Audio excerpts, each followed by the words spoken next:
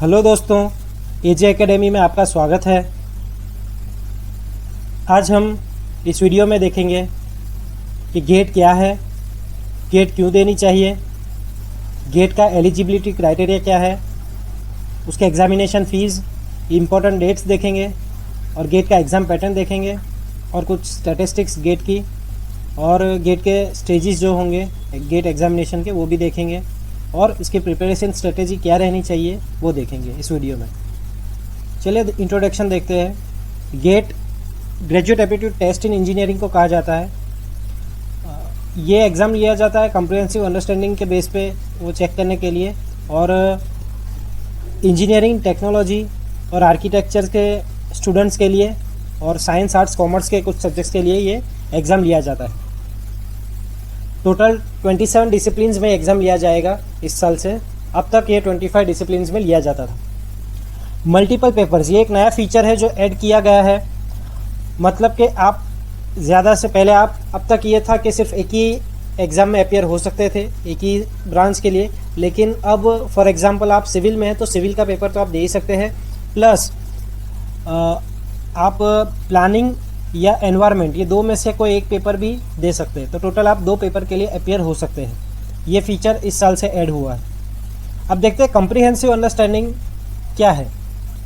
For example civil में एक term आता है डेवलपमेंट लेंथ, जिसका नोटेशन है LD = 5 sigma S upon 4 tau BD। तो नॉर्मल एग्जाम में ये क्वेश्चन ऐसे होगा कि calculate the development length of 20 mm dia bar of grade Fe415 tension embedded in M20 grade concrete, assume sigma S = 0.87 FI।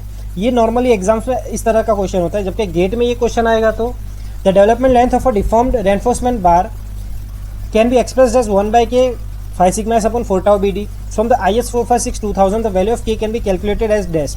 तो ये difference होता है गेट और नॉर्मल एग्जाम में। अब कौन कंडक्ट करता है तो IISc बेंगलोर और जो 7 IITs है बॉम्बे, दिल्ली, गुवाहाटी, कानपुर, खड़गपुर, मद्रास और रुड़की, ये मिलकर इसको कंडक्ट करते हैं। और ये NCB department of higher education और MHRD जो कि अब मिनिस्ट्री ऑफ एजुकेशन हो गया है और गवर्नमेंट ऑफ इंडिया के बिहाफ पे एग्ज़ाम लिया जाता है।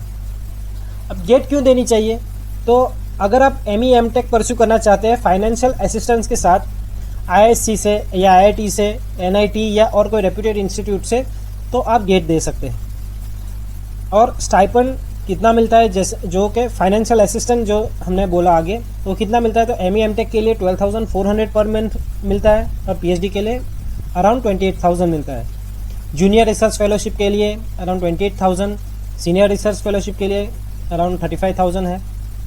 अब देखते हैं अब IISc या IIT, NIT और रेप्यूटेड इंस्टीट्यूट्स में पढ़ने का बेनिफिट क्या है। तो आपको कंट्री के सबसे अच्छे प्रोफेसर, साइंटिस्ट के अंडर में पढ़ने का मौका मिलता है, सबसे अच्छी रिसोर्सेज, अपॉर्चुनिटीज़ मिलती है और फेलोशिप, स्कॉलरशिप्स, स्टाइपेंड और फाइनेंशियल हेल्प मिलती है आपको। वहाँ स्टूडेंट एक्सचेंज प्रोग्राम में आप पार्टिसिपेट कर सकते हैं वर्ल्ड की बेस्ट यूनिवर्सिटीज़ में, और जॉब्स के हाई चांसेस होते हैं। ये बहुत बड़ा बेनिफिट होता है और कंट्री के सबसे अच्छे माइंड्स के साथ पढ़ने का है और एल्यूमिनी सपोर्ट बहुत अच्छा मिलता है आपको। अब देखते हैं PSUs क्या है, जॉब्स PSUs में क्या होती है।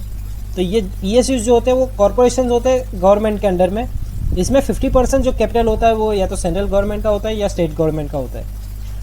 PSU का जॉब एक सिक्योर और स्टेटस वाला जॉब गिना जाता है और इसके अंदर जाने के लिए मिनिमम आपके पास 65% आपके ग्रेजुएशन में और गेट स्कोर होना चाहिए।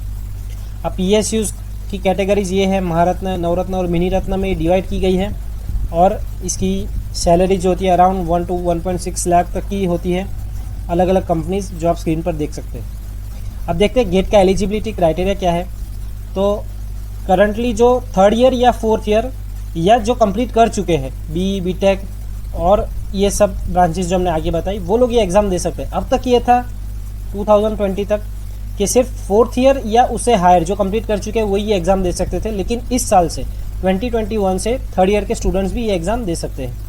मतलब प्री फाइनल ईयर के स्टूडेंट्स भी अपियर हो सकते हैं।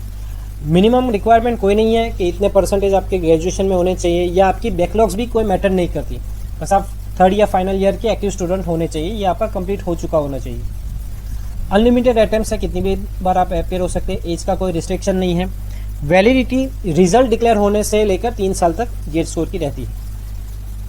अब फीस पर एक नज़र डालते हैं। तो इस साल 14 सितंबर से 30 तक की फ़ीस आप देख सकते हैं। अगर ये पीरियड आप मिस कर जाते हैं तो 1 अक्टूबर से 7 अक्टूबर 2020 तक आपको एक्स्ट्रा फीस चार्जेस के साथ भरनी पड़ेगी।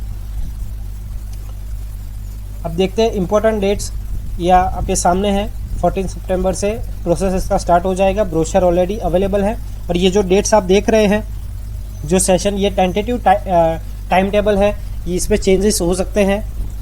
और रिज़ल्ट्स के लिए रिज़ल्ट्स 22 मार्च को 2021 को डिक्लेयर होंगे। ज़्यादा डिटेल्स के लिए आप इसका ऑफिशियल वेबसाइट जो स्क्रीन पर आप देख रहे हैं वहाँ विजिट कर सकते हैं। एग्जामिनेशन पैटर्न पे एक नज़र डालते हैं। 100 मार्क का एग्जाम होता है, 3 घंटे में लिया जाता है।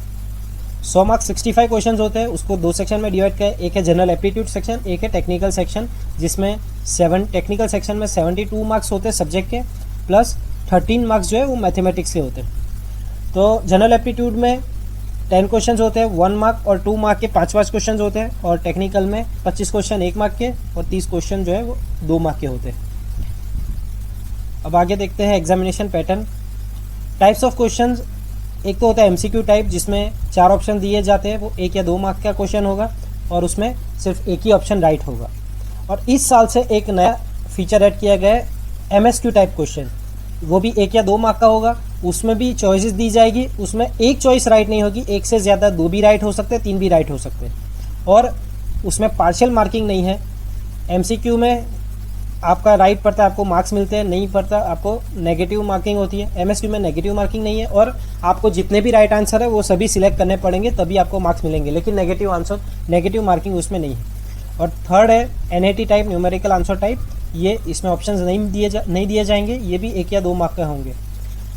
और इसको आपको एंटर करने के लिए माउस का यूज़ करना पड़ेगा। वर्चुअल न्यूमेरिक कीपैड आपको दिया जाएगा, उसकी हेल्प से आप एंटर कर पाएंगे इसका आंसर। अब देखते हैं, ये एमसीक्यू टाइप क्वेश्चन का एक एग्जांपल है आपकी स्क्रीन पे। अब ये देखिए एनएटी टाइप का क्वेश्चन है, इसमें चॉइसेस नहीं है, इसमें आपको माउस की हेल्प से, ये वर्चुअल कीपैड जो है इसके हेल्प से करना है। और एमएसक्यू टाइप ये इस साल ऐड किया गया है। तो ये देखिए एक एग्जांपल है, इसमें 1 से ज़्यादा आंसर राइट है, तो इसका फर्स्ट ए भी राइट है, बी भी राइट है। तो जब तक आप 2 सिलेक्ट नहीं करेंगे आपको इसमें मार्किंग नहीं मिलेगी, दोनों सिलेक्ट करेंगे तो आपको मार्क्स दिए जाएंगे। अब एग्जामिनेशन पैटर्न में आगे देखते हैं। मार्किंग, नेगेटिव मार्किंग है 1/3 1 मार्क के लिए, और 2/3 है 2 मार्क वाले क्वेश्चन में। एमसीक्यू में ये रहेगा। नॉन एनएटी टाइप और एमएसक्यू में कोई नेगेटिव मार्किंग नहीं है। वर्चुअल कैलकुलेटर आपको दिया जाएगा, क्योंकि आप एग्जाम में कुछ भी लेकर नहीं जा सकते, कोई कैलकुलेटर अलाउड नहीं है, कोई डिजिटल इंस्ट्रूमेंट कुछ भी अलाउड नहीं है। तो वर्चुअल कैलकुलेटर का आप देख सकते हैं, ये वर्चुअल कैलकुलेटर है, और उसमें राइट साइड टॉप राइट पे आप देख सकते हैं टाइम भी आपको दिखाया जाएगा। आप वॉच भी लेकर नहीं जा सकते हैं, तो यहाँ से आपका काउंटडाउन स्टार्ट हो जाएगा 180 मिनट्स का, 3 घंटे का। तो यहाँ से आप देख सकते हैं कितना टाइम बचा है। स्क्रिबल पैड आपको रफ वर्क करने के लिए दिया जाएगा, जो आपको इन्विजिलेटर को एग्ज़ाम ख़त्म होने पर रिटर्न करना रहता है, और कोई भी कैंडिडेट 3 घंटे पहले एग्ज़ाम हॉल छोड़कर नहीं जा सकता। टाइप्स ऑफ क्वेश्चंस, कोई क्राइटेरिया नहीं होता कि एमसीक्यू, एमएसक्यू या एनएटी में से कौन से टाइप के कितने क्वेश्चंस आएंगे, लेकिन अब तक का जो जनरल पैटर्न रहा है 2020 तक, उसमें एप्टीट्यूड सेक्शन जो होता है वो 10 क्वेश्चन फुल एमसीक्यू से भरे होते हैं, वो सारे एमसीक्यू होते हैं। जबकि टेक्निकल सेक्शन में अब तक 2020 तक ये होता था कि 55 to 60% क्वेश्चन एमसीक्यू टाइप होते थे, और 40 to 45% एनईटी टाइप को होते थे। डिफ़िकल्टी लेवल एमसीक्यू में मॉडरेट से डिफ़िकल्ट होता था, क्योंकि ऑप्शंस अवेलेबल होते थे, जबकि एनईटी में इजी टू मॉडरेट होता था। स्टैटिस्टिक्स है ये गेट की, कि इतना अपियर हुए, कितने 18% अराउंड क्वालिफाई हुए। और कट ऑफ आप देख सकते हैं, जनरल कैटेगरी का अराउंड 25 to 35 मार्क्स रहता है, और कुछ ही ब्रांच का होता है जो 35 से अब जाता है, वरना इसी रेंज में होता है। ओबीसी के लिए जो जनरल का है उसका 90% होता है, और SC ST फिजिकल हैंडीकैप के लिए 67% रहता है। जनरल कैटेगरी का जो है उसका 67%। नॉर्मलाइजेशन, ये बहुत इंपॉर्टेंट टर्म है। अगर कोई एग्ज़ाम है, कोई ब्रांच है जिसमें 1 से ज़्यादा सेशन में एग्ज़ाम लिया जा रहा है, कि बच्चे ज़्यादा होते हैं तो बच्चों को डिवाइड किया जाता है, तो सभी सेशंस में एक जैसा पेपर नहीं हो सकता, और सबका डिफ़िकल्टी लेवल भी सेम नहीं होगा, तो किसी बच्चे को इनजस्टिस ना हो, इसीलिए नॉर्मलाइजेशन की प्रोसेस होती है। और उसके बाद आप एग्ज़ाम दे रहे हैं तो आपके जो मार्क्स होते हैं वो फाइनल नहीं होते, नॉर्मलाइज करके मार्क्स चेंज होते हैं, वो आपके फाइनल मार्क्स रहेंगे। और उसमें ये होगा कि अगर आपका पेपर डिफ़िकल्ट था, दूसरे सेशन के कंपेयर में सेम ब्रांच में, तो आपके मार्क्स नॉर्मलाइज होने के बाद बढ़ेंगे और इजी वालों के मार्क्स कम होंगे। तो नॉर्मलाइज होने के बाद आपके जो मार्क्स है वो फाइनल रहेंगे। अगर किसी ब्रांच में एक ही सेशन में पेपर लिया गया है तो जो मार्क्स आपके आएंगे वही मार्क्स आपके फाइनल रहेंगे, उसमें नॉर्मलाइजेशन अप्लाई नहीं होगा। एग्ज़ाम सेंटर्स अलग अलग सिटीज़ में लिया जाता है इंडिया में। ये गुजरात के सेंटर्स है कुछ जो आपकी स्क्रीन पर है, और 6 सेंटर्स है इंडिया के बाहर जिसमें एग्ज़ाम अब तक लिया जाता था, और इस साल भी टेंटेटिव लेने वाले हैं, लेकिन पॉसिबल है कि सिचुएशन के हिसाब से पॉसिबल है कि कैंसिल हो सकते हैं लास्ट मोमेंट पे। स्टेजेस देखते हैं गेट एग्जामिनेशन के।